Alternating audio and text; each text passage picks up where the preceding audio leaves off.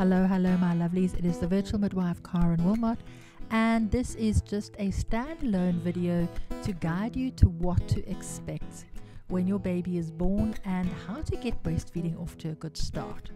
And I want to share a little story with you before I begin, because I've been teaching breastfeeding classes and bring your baby home classes for many years, and one of the things that I used to offer was a home visit for anybody who had attended my class. And what I discovered that was 100% without fail of those couples, and specifically of the birthing and breastfeeding mom, would say to me at some stage in that visit, "Why didn't you cover this in your class? This is so important." And I just didn't realize. And what I realized was that it doesn't matter how prepared you are, how many classes you take, how many books you read. The time when you have your baby is like adolescence on steroids, and it is not a time of thinking and analyzing and using that information. It is more a time of emotions, of hormones, and of a massive shift in your identity and of your being. And if you can remember what being an adolescent was like, discovering your sexuality, recognizing that your body was changing, and some of you was still in the child mind and another part was moving fast forward into the adult mind. And it's a very similar transition that you're experiencing now, where you are moving into an entirely new identity as a mother. And not only that, but with a baby that you have made, that you have created, and that you have more love for than you ever imagined was possible. And so all common sense in many ways kind of pales in comparison to the emotional experience of having a baby. So while I'm going to be covering a few things to be mindful of, if you are still pregnant, this is the kind of video that you want to watch and then come back and watch it again when you've had your baby, and watch it with different eyes, because you will be watching it with very different eyes. And there's 5 very simple things that I encourage you to remember. And they may seem too simplistic, but they will make a difference. And that is to focus on one feed at a time. Over the duration of your breastfeeding journey, you will breastfeed your baby thousands of times. And in the first 6 weeks, each one of those feeds will be completely different as you and your baby learn to get to know each other and literally find your groove. Understanding the production of breast milk and the law of supply and demand will help you to understand your baby's needs, and making sure that at some stage you and your baby, when you do find your groove, are able to settle into a routine and a pattern that works for both of you. You will learn to read your baby's cues and to understand what they are saying to you, both in the tone of their voice, their facial expressions, and their body language, and the softness of their bodies before, during, after feeds. And you cannot be expected to be able to understand those cues from day one, but start practicing from day one, so that as you go along, you'll get more and more adept at understanding exactly what it is that your baby is saying to you, and trusting your instinct, trusting that you know your baby better than anybody else. Nobody in the world will know and understand your baby quite like you do, but you need to trust that. In the first weeks of your baby's life, it is important to accept that cluster feeding is a normal part of their behavior. And cluster feeding is really their way of ensuring that your milk supply is adequate for them. It is normal that in the nighttime, your hormone levels will drop, your supply will be lower, and because you and your baby are so connected, you're still a dyad. This is their way of staying awake and fussing and demanding more to ensure that the supply is adequate for them the following day. It is a normal part of newborn behavior, and it will end. It will be tiring, you will be sleep deprived, you will think that you don't have enough, but you do, and it's part of the first weeks of being with your baby, which are difficult. Be reassured by the amount of wee and poo that your baby is having. If it's coming out, we know that it must be going in. The time that your baby spends at the breast is their way of getting to know you, and they will rub and touch and lick and literally talk to the breast, not only to get your attention, but also to create that strong bond and attachment that is the basis of the supply and demand. In your milk, there's a tiny protein called a feedback inhibitor of lactation, otherwise known as fill. And when your breasts are full, there is a lot of fill in them. So the message goes to the brain to slow the production down. There's no more space. But if your breasts are empty, if your baby has just fed, then they contain very little of fill, and the rate of production will be optimal. And this is the essence of supply and demand. I encourage you to remember the 3 P's, the 3 C's, and the 3 R's. These will be the essential ingredients for your breastfeeding journey, and you will need each and every one of them in large amounts. Patience, persistence, and perseverance through all the challenges, through sleepless nights, and through wondering whether you understand your baby and what to do next, worrying if you have enough milk, worrying what will happen, worrying how you will cope, worrying whether it will always be this way. And I encourage you to think about keeping yourself and your own nervous system to be calm, to be confident, and committed to the process of making this work. Your ability to find rest is essential, and it may seem like an impossible task, but gather your troops, gather your support so that you can get some rest and learn to catnap. You will find your rhythm, and it's all about respecting your body, this new relationship that you have with your baby, and the respect that you and your partner have between you. As I mentioned before, cluster feeding is a very normal part of your newborn's behavior and of their ability to help you with your milk production and supply and demand. It's completely normal in the first 2 weeks after birth, and it usually starts around about day 4. You will find that your baby will feed on and off, literally voraciously, for up to 3, sometimes even 4 hours of continuous on and off feeding, and it's very easy for you to think that you don't have enough and doubt your supply. It'll be tempting for you to top up or give your baby a supplemental feed, and you may even find that you're being encouraged to do that either by your partner, your mother, or whoever is supporting you, who doesn't necessarily understand cluster feeding, natural newborn behavior. And unfortunately, all this will do is give you a false sense of security, because your baby will respond very differently to a formula feed than to breast milk. Breast milk is very easily digested, and your baby is wired to wake and feed frequently while your milk supply is being established in the first weeks after birth. By giving them a formula top-up feed, they will sleep for 3 or 4 hours, and you will think that that is the norm, but it's not.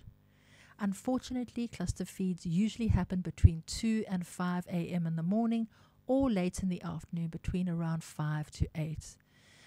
Remember that for however long the cluster feed continues, the baby can safely sleep for that same amount of time afterwards, and it's your time then to get some rest if you're able to. Remember that at that stage your nervous system may be on high alert, and you, even though your baby is finally asleep, you are unable to go to sleep.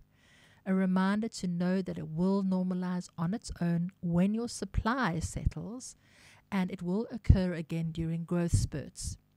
It is nature's way of increasing your supply and ensuring that your baby has enough for their needs. But once again, when it gets overwhelming, remember the 3 P's, the 3 C's, and the 3 R's. One of the best ways of knowing whether or not your baby is getting enough is by watching their output. And this little table will really guide you, and it's easy because on day 1 we only expect 1 wee and the big thick black sticky poo called meconium. On day 2 we probably expect 2 wees and some meconium smudges, because on day 2 your baby is still getting colostrum in very, very small amounts. On day 3, the colostrum will be starting to transition into milk, so we can expect 3 or more wees, and the meconium will start transitioning and will become more brown. On day 4, when your milk is definitely starting to come in, your breasts are engorged and baby is feeding insatiably, You can expect at least 4 or more wees, and for the poo to start in changing to a yellow, grainy poo that indicates that your breast milk is coming in. From day 5 onwards, you can expect 5 or more wees or poos every day. And remember that once your milk supply is in and established, usually between days 7 and 10, that poo becomes really watery and quite explosive, literally in one end and out the other. And all of that would be completely normal. When a baby poos 7 or 8 times in a day, it is not an indication of diarrhea as it would be in an adult. And when a baby's poo is watery, if they are exclusively breastfed, it is meant to be watery and once again is not an indication of diarrhea. As long as your baby is feeding as frequently or more as what is coming out, and as long as they are more or less content between most feeds, you know that all is well. I like to include these graphs that were taken from one of the baby apps that are available, and there are many, many of them available, so that you can see the difference of the feeding and sleeping patterns of baby Connie from day 2 to day 4 to day 7 to day 14. And on day 2, you can see that baby spends a lot of, the red is sleeping. Your baby Connie spends a lot of time sleeping. And there's a cluster over here, or no, this is a long feed over here, and then here is a cluster feed. On day 4, you will see that the sleeping is a little bit less, but the cluster feeds are more. And here we got some feeding and sleeping, not quite sure what's going on, which would also be completely normal. By day 7, we're starting to see a more even pattern, more spaced out, evenly spaced out feeding and sleeping. And by day 14, even more evenly spaced out. So if you had to look at it from a graph point of view, you will see that not only are things changing literally on a day-by-day basis, but they're also normalizing, and we can't rush it. Although apps are really, really good and helpful, my advice to you would be to take every day as a 24-hour period. And the only thing that you're looking for in each 24 hours, once your milk supply is in, is that the baby is feeding at least 8 times in 24 hours, that the baby is having at least 5 or more wee or poo nappies in 24 hours, that your baby is sleeping for at least 3 hours for 2 of those feeds in 24 hours, and probably more, and that you're probably going to have at least 1, possibly 2 fussy periods in those 24 hours. Now that may seem like a lot, and it may seem like a lot to even imagine, but if we bring it down to its simplest form, this will be a good reassurance that all is going well with your baby. There's another thing that is really going to help you a lot when it comes to understanding your baby's cues and the way that your baby is feeding, and almost the milk transfer that is happening during feeds. And that is 3 different types of sucking patterns. And once your milk supply is established, or once it comes in on day 3 or day 4, you will definitely see these 3 types of sucking patterns if you take the time to watch. Once you've established that your baby has a good latch, you will notice that when they wake to feed and you put them to the breast, they will suck very frantically and quickly to stimulate the milk to let down. Now you may feel that let down as a tingling in the chest area, and you will notice that as soon as the milk starts flowing, then the baby's sucking pattern slows down and becomes a lot deeper, and will include periods of sucking and swallowing with a pause. This is what we call deep sucking or nutritive sucking, and depending on the age of the baby, the weight of the baby, whether it's a boy or a girl, and many other things, the nutritive sucking pattern will vary in duration for anything from 7 to 12 to 20 minutes. There isn't a norm, and it's more important that you watch the type of sucking and be guided by your baby than watching the clock. And I cannot stress this enough, because you will see a pattern emerging of more or less how long your baby takes to have a good feed, which is the nutritive sucking part of that feed.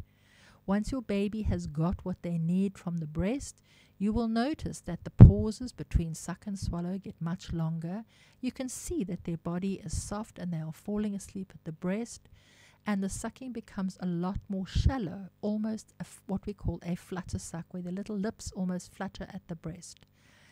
Now, when you're still new with breastfeeding in those first weeks and you're establishing your milk supply, it's not a bad idea to allow the baby to suckle at the breast while they are doing this shallow sucking, because it is part of your bonding, it is part of establishing the supply.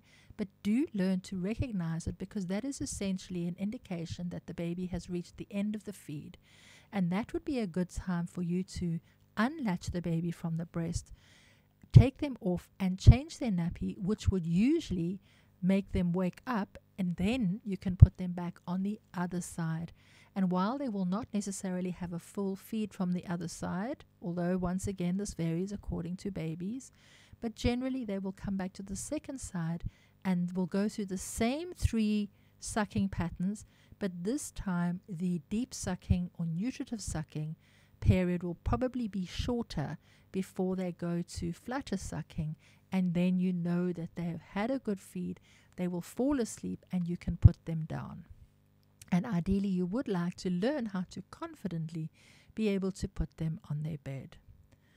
And the last thing that I want to talk about in this video, once again, it won't necessarily make sense until you have your baby in front of you, and even then it's going to take you up to 2 or 3 weeks before you start being able to recognize these different states and how to use them to work with your baby to get them into a routine and to understand their sleep patterns.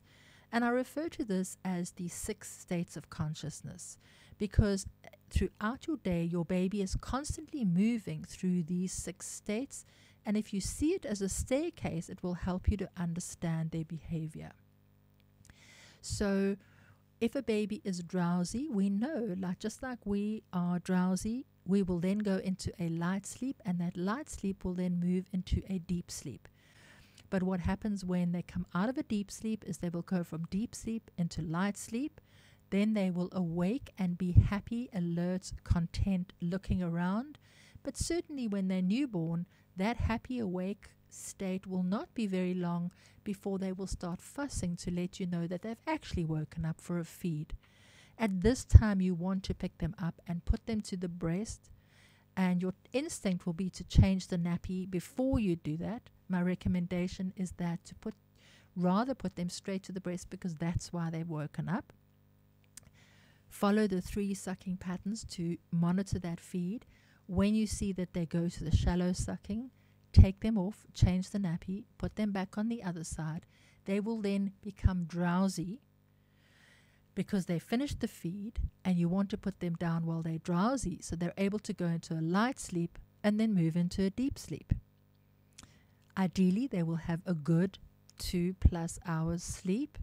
They will then wake up happy, alert. They will start fussing again. They will be ready for another feed, and so it goes on.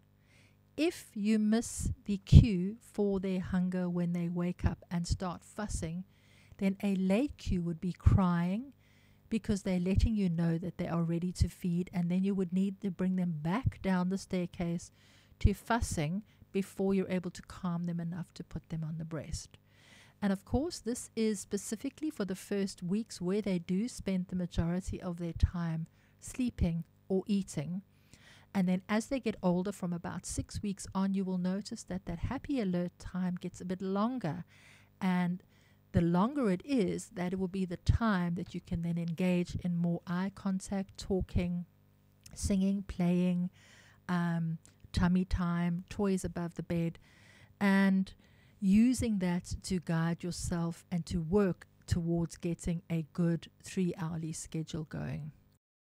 These will give you the basics of what I recommend. I am not going into how to latch the baby and all of those things, because really what I know from my own experience is that you really do need somebody with you who can guide you with that and give you the confidence and the reassurance that you're doing it okay.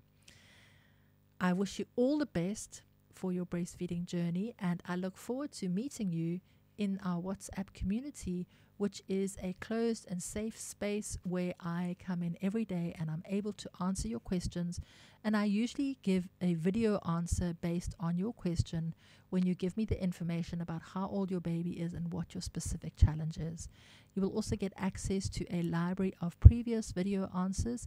And more than anything, what that does is helps to normalize what you are currently experiencing when you see that so many other moms have experienced exactly the same thing and ask exactly the same question. I look forward to seeing you there and to hearing your questions and guiding you on your breastfeeding journey.